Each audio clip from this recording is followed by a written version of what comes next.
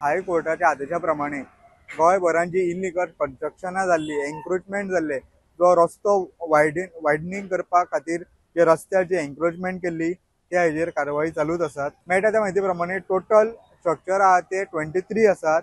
भितूंतली 4 जाणांनी हायकोर्टान वचून स्टे घेतलेली आसा आणि बाकीच्यांची जी डिमोलिशन आहा ती चालूच आसात।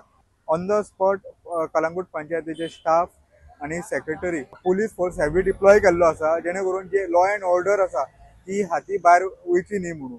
आणि BDO हो सुद्दां हांगासर ऑन द स्पॉट प्रेजेंट आसात। Kalangut Panchayat identify the make a survey and identify the structures which are in road ending area, which encroachment has been done. So accordingly, the procedure has been started. Panchayat completed all procedure, all notices went to the respective owners, and we accordingly started it. जाल्यार थळाव्यान आपले वक्तव्य उक्तायले।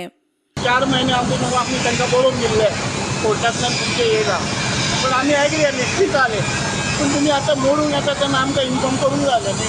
आमी काडून दवरपाचें, आमी हाडून धाडल्यार काडपाचें।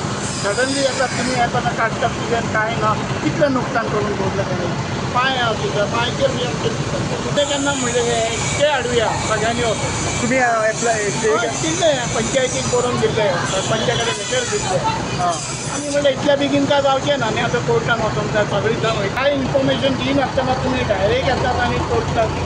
Prudent media खातीर सौरव शिरोडकर।